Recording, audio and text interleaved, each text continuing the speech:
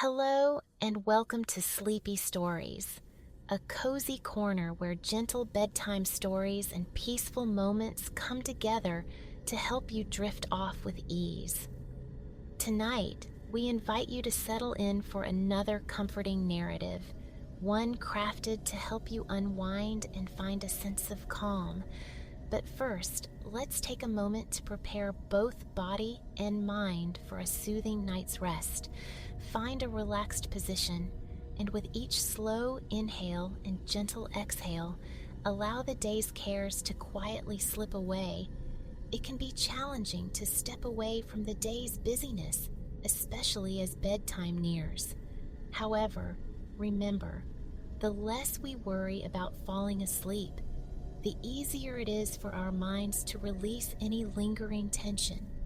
Let the gentle rhythm of your breathing wash away any concerns and allow tonight's tale to guide you into a deeper state of relaxation. Now, settle in and let the tranquil atmosphere of sleepy stories surround you.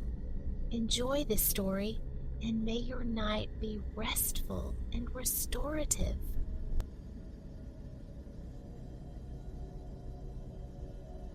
On the cusp of December's 13th dawn, Freya surfaced from sleep, effortlessly roused despite the profound blackness clinging beyond the frost-laced window pane. She slipped from her bed, the feather-stuffed eiderdown smoothed back into place with practiced hands, her bare feet finding solace in woolen slippers lined with soft sheepskin. An inhalation drew in the kitchen's burgeoning warmth, a tapestry woven from saffron's golden thread, the dark sweetness of raisins, rising dough, and the robust promise of brewing coffee. Down the stairs she ghosted, navigating the familiar terrain, sidestepping the timber that sang betrayal, careful not to stir Grandmama or her sister until she reached the kitchen's heart. Her mother was already a presence amidst the glow. As Freya entered the brightly painted space, a tray laden with fresh lucicatter, saffron buns gleaming like pirate gold, studded with plump raisins, emerged from the oven's heat, its steam momentarily veiling the windows.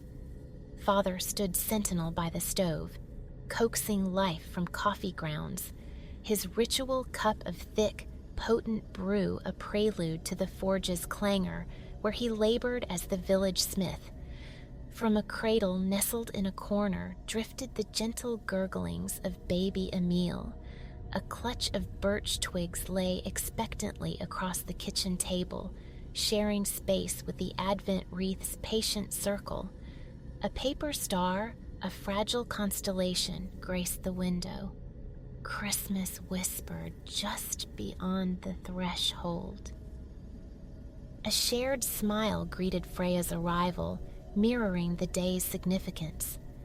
For all of Frosthaven, indeed all of Sweden, this day held a special resonance, yet for Freya, it shimmered with a unique luminescence. This evening, she bore the honor. She would embody Saint Lucia in the town's candlelit procession. Grandmama materialized in the kitchen doorway, her own smile creasing her eyes. A gentle hand tousled Freya's fair hair before she moved towards the embrace of the ceramic stove, a sentinel of warmth radiating coziness into the room's corners. Last to descend was Clara, Freya's younger sister, emerging tousled from sleep's embrace, her treasured red-painted wooden horse clutched tight. Her eyes widened, taking in the assembled family, the dawning realization. She was the final arrival. On St. Lucia's morn, the last one stirring earned the playful title Lucy the Loose, accompanied by a light, teasing tap from the birch bundle. A giggle escaped Clara. She was caught. Mother, already reaching for the twigs with a laugh, initiated the chase around the table, ending not with a slap, but a gentle brush against her legs before Clara was swept into a warm hug. Then, the family gathered for the day's ceremonial breakfast. The lucicatter, buttery and resplendent, melted on the tongue, the subtle spice of saffron performing a delicate dance. Freya broke off a morsel, offering it to little Emil, barely a year old, for whom this marked his very first Lucia Day. Grandmama, having witnessed nearly 80 such dawns, often recounted her own 13th Lucia Day, the year she herself had led the procession, a memory cherished across the decades. Clara, her saffron bun dispatched, voiced the question lingering in younger minds. Why this particular day for St. Lucia? Freya, privy to the lore from school lessons, began the tale. Lucia, she explained, was a young woman near Freya's own age, dwelling long ago in Siracusa, a sun-drenched city on the Italian Isle of Sicily, bathed by the distant azure Mediterranean. It was an era devoid of street lamps, oil lamps, certainly electricity, a time when professing Christianity courted peril. To escape persecution, many devout souls sought refuge in the catacombs, a labyrinthine network tunneling beneath the city streets. Safety was found there, though sustenance often proved scarce. Lucia, possessed of a compassionate heart, could not abide the thought of their hunger and thirst. Under night's cloak, she would fill her apron, her pockets overflowing with provisions, and steal into the subterranean passages. To keep her hands free for distributing aid, she devised a solution. Forgoing a handheld candle, she instead crowned her head with a wreath woven from fragrant laurel, into which she fixed 4 candles. Their collective light pierced the oppressive dark, illuminating her path of mercy. This, Freya concluded, was the genesis of the tradition, why each year on December 13th across Scandinavia, Lucia's benevolence is remembered with a grand procession, led by a young woman chosen to represent her, bearing a crown of light upon her head. Still, Clara wasn't entirely satisfied. Her curiosity persisted. Why December 13th? Why not the burgeoning spring or the height of summer? Freya couldn't suppress a laugh. Summer was reserved for midsummer's revelry, for picnics beneath the midnight sun and dances around the maypole, flower-adorned hair catching the endless light. Yet, contemplating further, Freya admitted uncertainty regarding the specific timing of Lucia's feast in the year's deepest dark. In bygone eras, Grandmama elucidated, her voice imbued with history, these protracted December days weighed heavily upon the people of Sweden. The cold was a biting adversary, and in lean years following poor harvests, sustenance could be perilously scarce. Some, steeped in superstition, even whispered of malevolent spirits roaming the midwinter nights. Light, she explained, became their bulwark. Light banishes the shadows and the fears they harbor. Light offers solace. Even amidst hunger, a night of jubilant, candle-bright song and dance could momentarily eclipse the gnawing emptiness. Soon, Grandmama assured them, the year would pivot. The oppressive nights would gradually relinquish their hold, the cold its sharpest edge. But for these few nights, darkness clasped Sweden firmly in its grip, precisely why the feast of St. Lucia, the bringer of light, was celebrated now. Freya's role tonight Grandmama finished, her gaze meeting the girls was profound. To bestow cheer and warmth, to illuminate the very heart of the year's deepest shadow. But before that sacred duty, Mother interjected with gentle pragmatism. School awaited. Freya and Clara bundled themselves in their warmest layers, strapped cumbersome snowshoes to their boots, and ventured into the winter morning. Darkness still reigned, though the eastern sky bled slowly into a hesitant, pale gray. Relief washed over Freya as they reached the familiar haven of the red wooden schoolhouse, stepping from the biting air into its welcoming warmth. A festive undercurrent pulsed through the school today. In their classroom, the chalkboard displayed the usual artifacts of learning: stern grammatical rules, the arcane equation for a triangle's perimeter. Yet these symbols of routine held no sway. Not even Fru Eriksson, their teacher, paid them mind. The day belonged wholly to the impending procession, a flurry of creative activity as costumes took shape. Freya commenced weaving the crown destined for her head, utilizing pliable branches from the lingon berry bush thriving in the schoolyard. Lucia's wreath, tradition dictated, was fashioned from lingon berry, its evergreen tenacity, leaves clinging fast even in winter's depths, symbolizing spring's promise, hope's endurance, the cycle of renewal. As she worked, her fingers grew tacky with sap, the crushed leaves releasing a sharp, verdant perfume that conjured visions of thawing fields. Newborn lambs finding their footing, and the eventual explosion of forget-me-nots painting the meadows blue. Around her, classmates bent to their tasks with industrious focus. The girls meticulously painted candle holders. They too would walk, clad in white like Freya, but each bearing a single flame, forming Lucia's luminous retinue.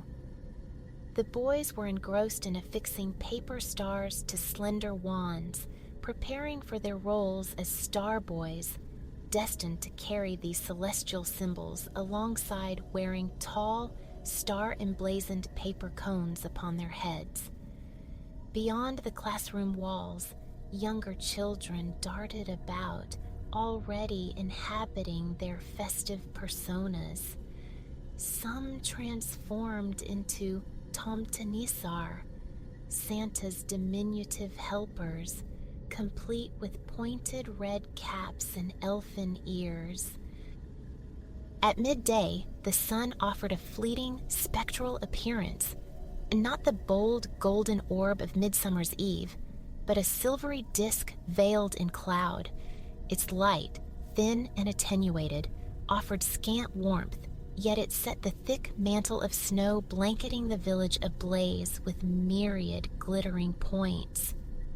By the time school concluded, however, the sun had already commenced its swift descent.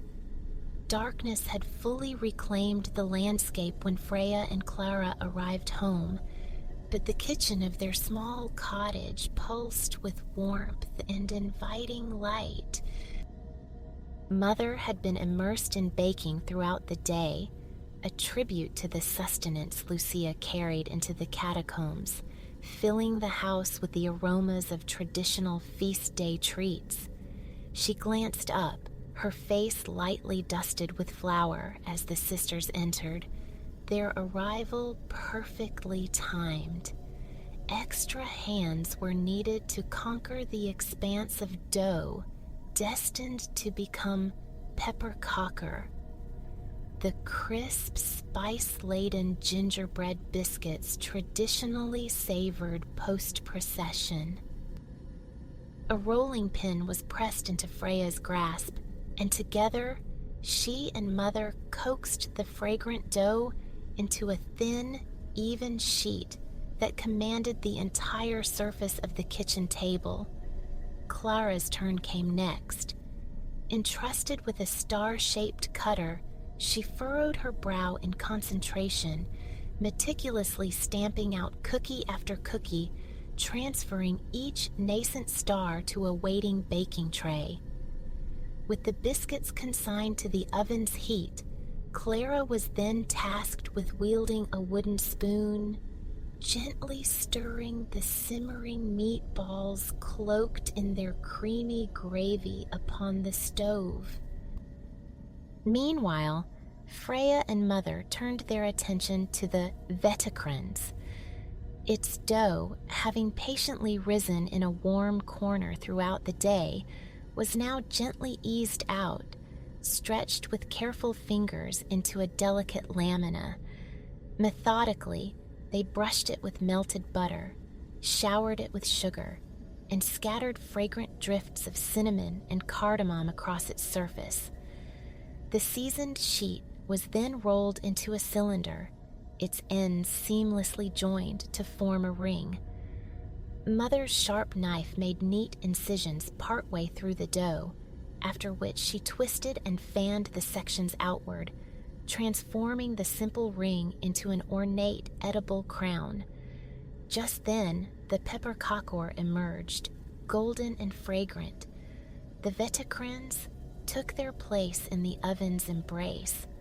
Freya captured a still warm ginger snap, blew gently to cool its surface, and took a tentative bite. It yielded with a satisfying crumble, buttery, spiced perfection. Through the window, the sky deepened, transitioning from dusk's indigo to a profound velvety black. One by one, stars pricked through the heavy fabric of night, tiny silver apertures. The clock on the wall chimed 6:30.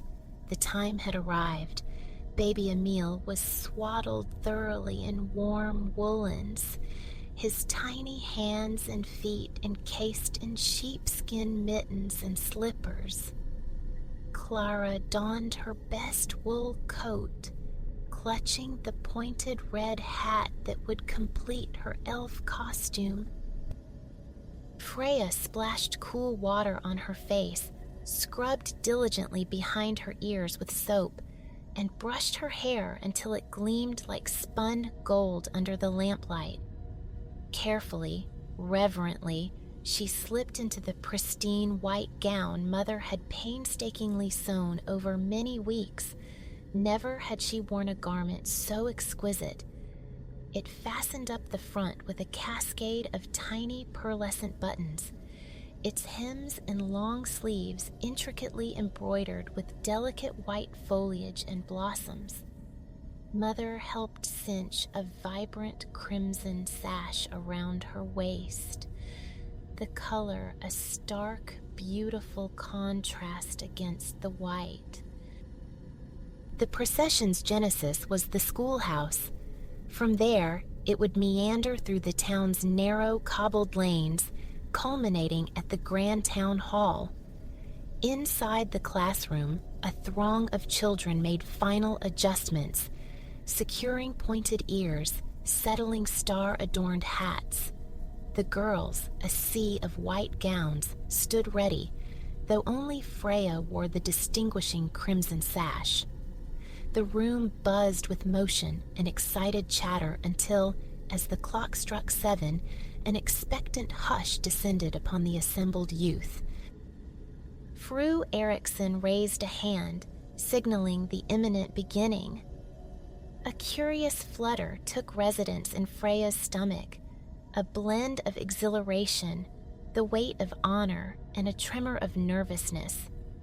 She silently prayed her head would remain steady beneath the wreath's burden, that her feet wouldn't betray her on the icy cobblestones, that the words of the special St. Lucia hymn wouldn't desert her. Under her breath, she rehearsed the melody's opening lines. Natten går tunga fjät runt gård och stuva. Now night walks grand, yet silent. Now hear its gentle wings. Look at our threshold stands, white clad with light in her hair. Sancta Lucia, Sancta Lucia. Fru Eriksson carefully positioned the lingonberry wreath upon Freya's hair. It possessed a definite weight, yet felt manageable, secured firmly with hidden pins. It remained steadfast even as Freya tentatively turned her head. With the strike of a match, Fru Eriksson touched flame to each candlewick, bringing the crown to life. The children gathered behind her, silent as snowfall.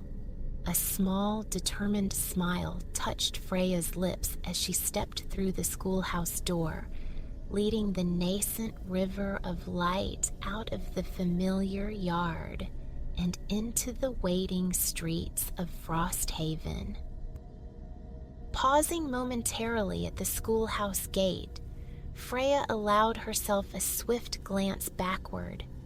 She saw the dark silhouette of the school building etched against the deeper darkness of the forested hills encircling the village. Below lay the school garden, submerged beneath a profound layer of snow. And behind her, bathed in the golden luminescence of their candles, stood her classmates, a phalanx of white against the night. The sight fortified her. She smiled again, pushed open the gate, and descended into the heart of the town. Both sides of the narrow street teemed with townspeople, their forms indistinct in the gloom, but their collective voices rose in unified song. The clear, high notes of the village women, the resonant baritones of the men, interwoven with the reedy, earnest singing of children too small to march. Freya concentrated on maintaining an even pace, a delicate balance, not so swift that the magic evaporated too soon, yet not so deliberate as to falter. As she walked, her thoughts drifted. She pictured Grandmama treading this very path decades ago, a young Lucia herself. She contemplated the Frosthaven of antiquity, how interminable and profound the winter nights must have seemed then, before the luxury of household lamps, how intensely precious this candlelit pilgrimage must have felt. Her mind journeyed further, across land and sea, to young Lucia in distant Syracusa, bravely illuminating the Stygian darkness of the catacombs with her small crown of light. By the time the solid form of the town hall emerged from the darkness ahead, the villagers had cycled through the repertoire of traditional carols. Only the quintessential Lucia hymn remained. Freya lifted her voice, singing it aloud now, her tone clear and unwavering, strangely amplified in the cold air. The melody soared into the night sky, echoing over the snow-laden rooftops and towards the silent, distant hills. Buoyed by the cheerful song and the myriad twinkling candles, Freya reflected. The night truly didn't seem quite so formidable after all. With the procession concluded, the great doors of the town hall swung wide, spilling warmth and light into the square. Freya stepped inside, her cheeks and fingertips tingling pink from the cold. Within, long tables sagged beneath a magnificent feast, mountains of buns, biscuits, and pastries, platters of smoked fish and steaming new potatoes, urns of coffee fragrant with cardamom, and large steaming vats of glögg, the traditional mulled wine simmered for hours with spices, raisins, and almonds.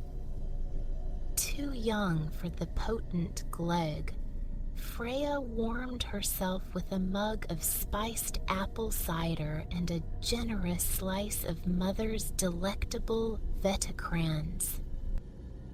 A constellation of faces turned towards her. Everyone seemed eager to offer greetings, from the mayor himself to familiar neighbors and teachers, the ladies from her mother's sewing circle, and the sturdy men who worked alongside her father at the smithy. The sentiment echoed through the hall. She had made a wonderful Lucia, a true embodiment of the light.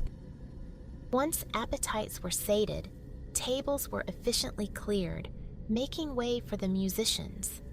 To the lively strains of fiddle and accordion, the villagers took to the floor, swirling in waltzes and stomping through polkas. Freya danced too, swept around the room once by Father, twice by her cousin Magnus, and once, in a fit of giggles, she even waltzed clumsily with Clara. The adults continued their energetic revelry, but weariness began to claim Freya. Finding an unoccupied chair, she curled into it, content to observe. Older couples moving in comfortable, practiced silence. Younger pairs dancing with tentative steps and shyly exchanged smiles. Father tapped his foot in perfect time with the music, while Mother gently rocked baby Emile, fast asleep and cocooned in her shawl. In keeping with tradition, some villagers would embrace the entire night, celebrating Lucia's vigil with continued dancing and singing, feasting and storytelling, until the first hint of dawn. But Freya's endurance had reached its limit. As midnight chimed, she could no longer stifle her yawns, and Mother and Father gently guided her homeward through the quiet streets. There, she exchanged her beautiful gown for a fresh, clean nightdress and slipped between the cool sheets of her bed. She lay still, listening to the settling sounds of the house around her. Clara rustling and turning in the adjacent bed, the soft movements of Grandmama settling little Emile into his cradle for the night, the low murmur of Mother and Father's hushed conversation downstairs. Gradually, these domestic melodies faded, succumbing to the profound stillness of sleep. Everyone else had succumbed. Freya felt exhaustion weighing heavy on her eyelids, yet she resisted sleep's final pull for a few moments longer.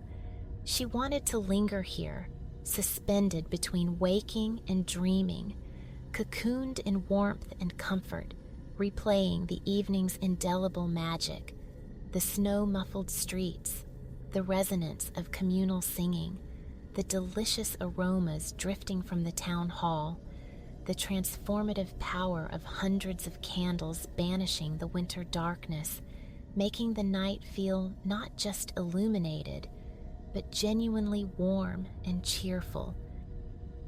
The year's longest nights were now enveloping Frosthaven, a deep velvet cloak.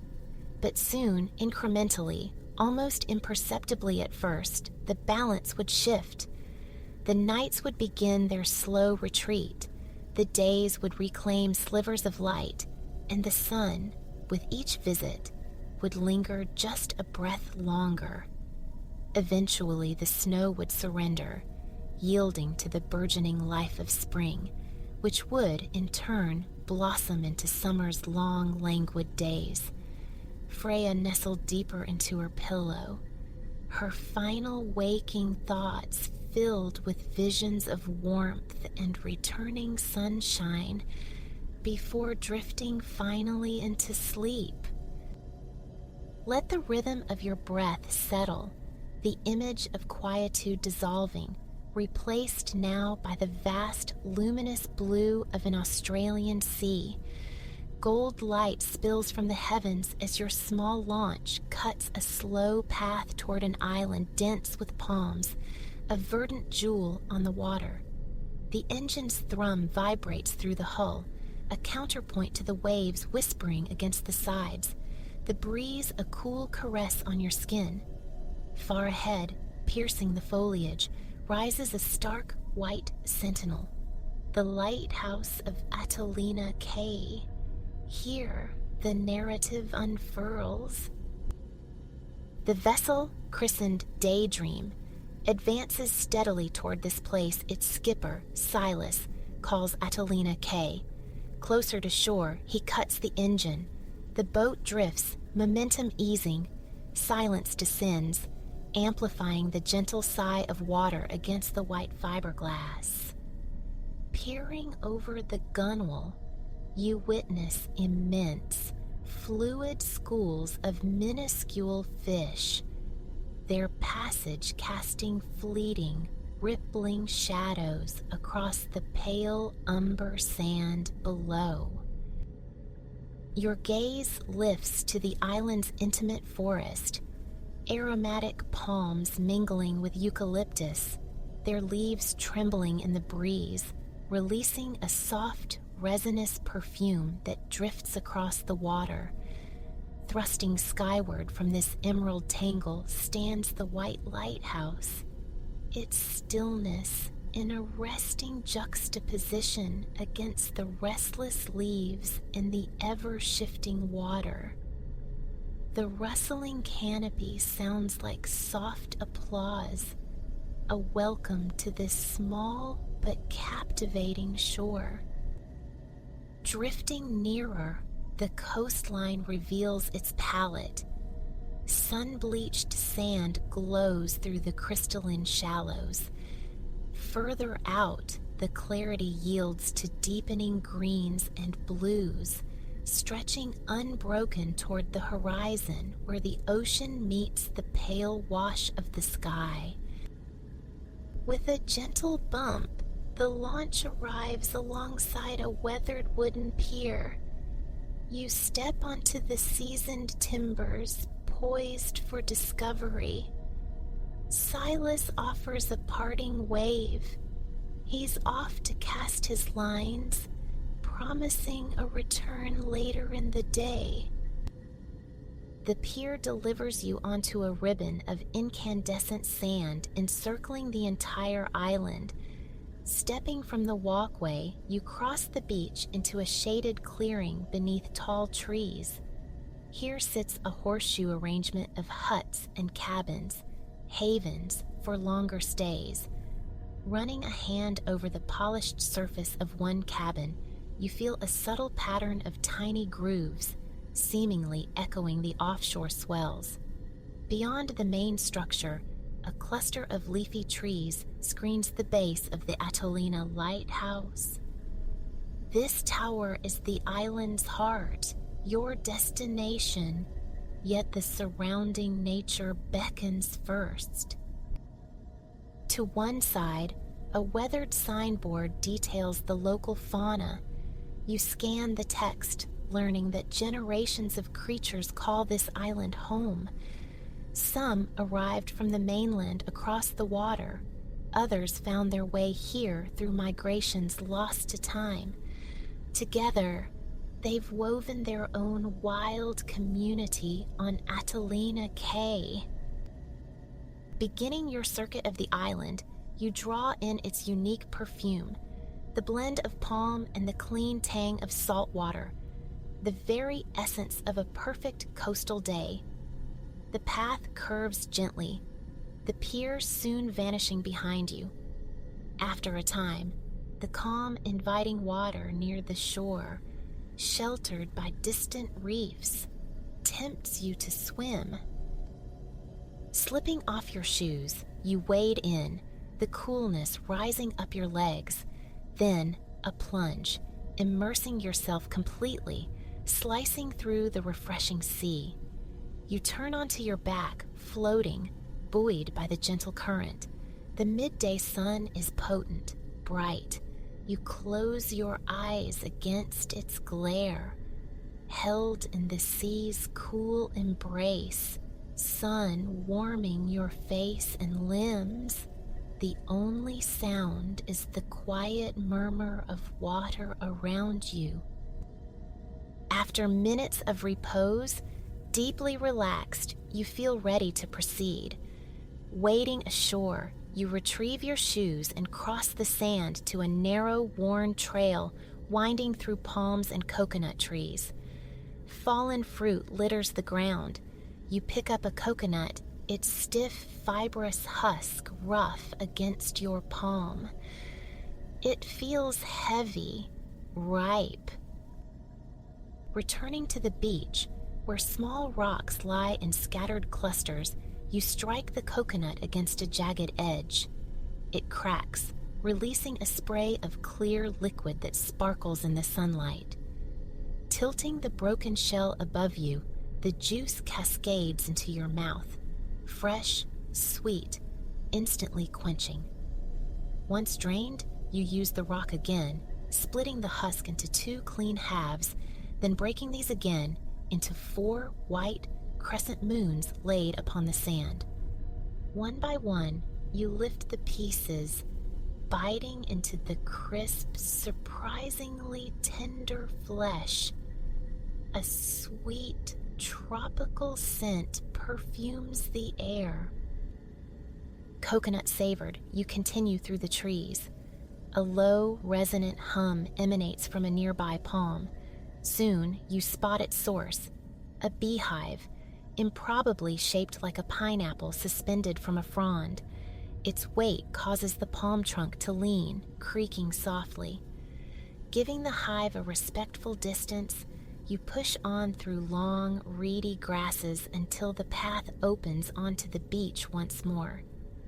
This sandy perimeter leads eventually back to the pier, but ahead now, commanding the view, is the tall stone structure that gives the island its renown. You have arrived at the Atalena Lighthouse. The entrance stands open, imposing double doors painted a vibrant red. The lighthouse walls are flawlessly smooth, curved cylinders of white. Midway up, tall ledged windows punctuate the surface, perhaps 10 meters high. Above them sits a viewing deck, and crowning the entire structure is the enormous lantern, its protective roof appearing almost comically small, like a little cap. You step inside, into a compact entrance hall bathed in sunlight filtering through high windows. The space is commanded by a vast, spiraling staircase clinging to the circular walls. At ground level, the lighthouse feels quiet, still, and faintly damp. The walls are immensely thick, built to withstand furious winds. Furnishings are sparse, just 2 plush armchairs. Black and white tiles pattern the floor, while the white painted staircase boasts an ornate wrought iron banister. Beginning the ascent, your footsteps echo in the cylindrical chamber. At the first landing, you pause for air, breathing deeply in, then out. Even here, inside the stone tower, the strong breeze carries the unmistakable scent of the ocean. A chair rests by the window. You sit for a moment, leaning back, contemplating the view. Beyond the fringe of palms, the ocean glitters, an endless expanse of sparkling blue. Rested, you rise, eager to reach the summit.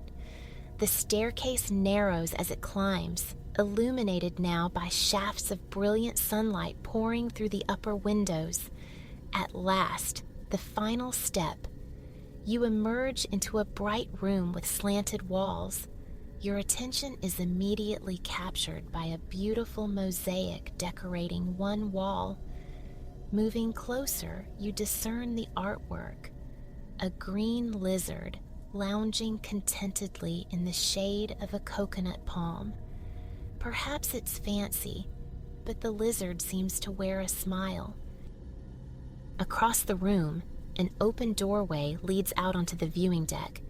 You step through, into the light and wind. 20 meters above the ground, it feels like being suspended between earth and sky. The panorama is staggering. The island lies embraced by a boundless sea.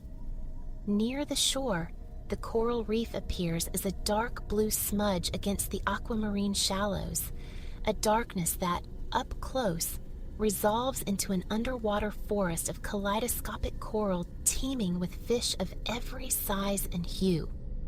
This reef, of course, is the lighthouse's raison d'être.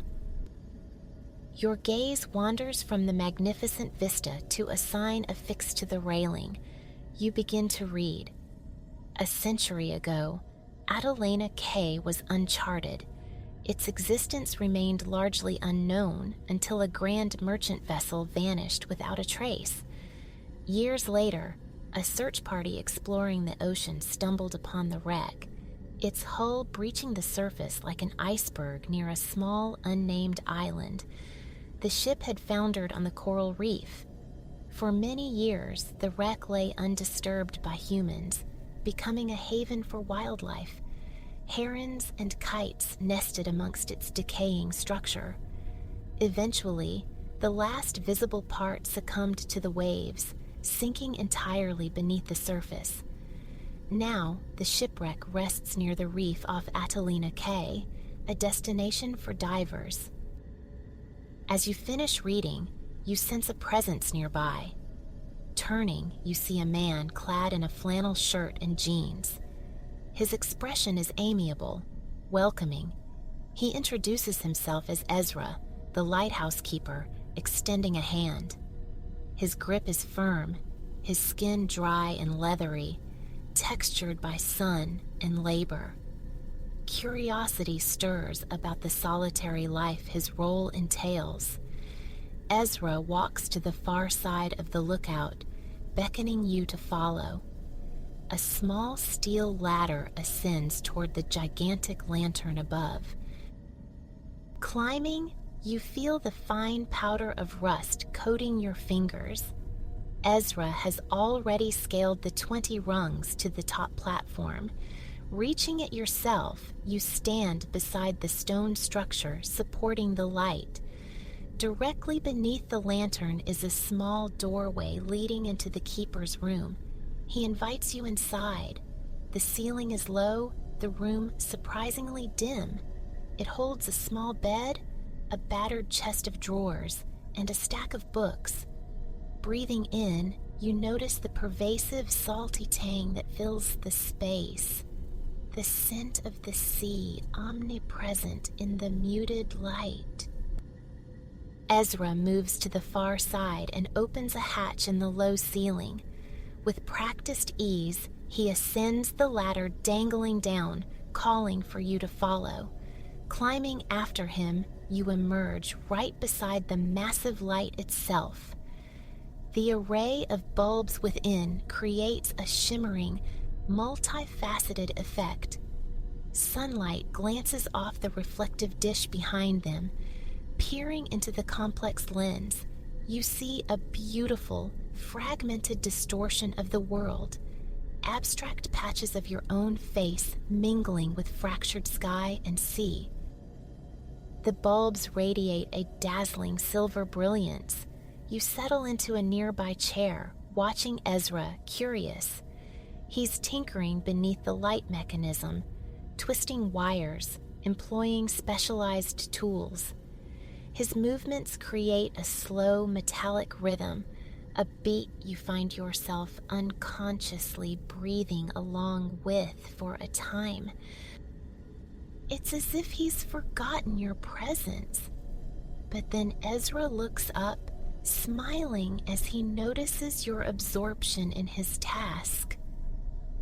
"Let me tell you how things work around here," he offers, his voice gentle and resonant. You listen intently as he begins. There are 2 of us keepers, myself and Finn. We do 2 weeks on, 2 weeks off.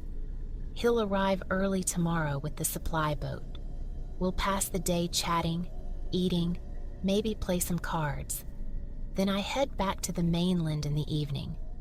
On shift, I usually sleep from about 5 a.m. till noon. He pauses, gesturing vaguely. Then I swim, cook, relax a bit. Afternoons are for maintenance, any jobs needing done. A smile touches his lips. Sunset's quite a show here. You should stay for it. Once it's dark, it's time to earn my keep. Switch on the light, check the logs for planned voyages, get on the radio, see what's happening out there. Just making sure everything runs smoothly. That's what I call a job well done. While Ezra speaks, you gaze out towards the horizon. Sunset is approaching. The sun hangs suspended just above the water, seemingly poised for its dive. Wispy clouds trail behind it, drifting slowly along the edge of the world. Glancing back at the keeper, you see he's hunched slightly, focused on something in his lap. You move closer and discover he's drawing, sketching a small parakeet in flight amidst palm fronds. Ezra explains that sketching helps pass the time during his shift. He offers to show you more of his work. Descending briefly into his cabin via the ladder, he re-emerges moments later holding 2 crisp sheets of paper. The drawings are exquisite. One, rendered in stark black and white, captures the sinuous form of a sea snake arching through deeper water. The intricate detail of its striped body seems oddly familiar. The other, softly shaded with colored pencils, is atmospheric and alive. It depicts cheerful tourists seated at an outdoor table enjoying a meal. Vibrant orange fish, a coconut curry. Silas, the boat captain who brought you here, is in the picture too, grinning as he strums the guitar for the holiday makers. Suddenly, you recognize the style. You've seen postcards like this in mainland souvenir shops. When you mention it, Ezra nods, pleased. They are indeed his creations. He gestures towards the window. The sun is setting. Half the fiery orb appears to rest upon the ocean, its reflection on the dazzling water completing the circle. The sky ignites, transformed into a watercolor wash of fiery orange and tender pink. You watch, captivated, as the sun sinks lower, slipping below the waves until only residual rays streak the heavens. Looking at the lighthouse keeper, you're struck by his expression. A quiet smile, lines crinkling at the corners of his eyes. Perhaps it's gratitude, witnessing this spectacle day after day. With the sun gone, it's time for Ezra's primary duty. A sense of quiet expectancy fills the small space. He moves to the back of the lantern mechanism, pulling 4 levers sequentially to activate each section of the light. Reaching down, he flips another switch in the mount. The great lamp begins its slow, deliberate rotation. From this height, you witness the perfect arc of its intense beam sweeping across the water, illuminating the dark smudge of the coral reef, probing the twilight for approaching vessels. You realize your time here is drawing to a close. Silas might already be waiting at the pier. You shake Ezra's hand again, thanking him for the remarkable day. Then, you descend the cool steel ladder back to the viewing deck. One final look embraces the panorama. Now a still tableau under a nascent scattering of stars. The ocean stirs gently below, and a soft breeze seems to whisper good night. Returning to the stone tower, you begin the long, careful descent down the spiraling staircase, step by measured step. On the way, you pause, peering through the narrow slit windows for fleeting glimpses of the night-veiled island and sea. Emerging from the lighthouse, you head towards the beach to find Silas. The night air carries a different character now. The island's tropical daytime perfume has shifted to a musky, earthy scent, the nocturnal fragrance of lush vegetation. On the beach, you discover Silas hadn't just waited. He'd strung a hammock between two palms and surrendered to sleep. The hammock sways gently, mirroring the motion of his launch tethered nearby. He looks so profoundly peaceful, you haven't the heart to wake him. Perhaps a brief rest for yourself before the journey back. You lie down on the cool, soft sand, gazing up at the deepening field of stars. Above, the lighthouse beam cuts its periodic swath across the darkness, a mesmerizing, rhythmic sweep, back and forth across the sky, across the constellations. Closing your eyes, you take a deep, slow breath, letting it out completely. It is time to rest now, drifting on the edge of dreams, holding onto the perfection of the day.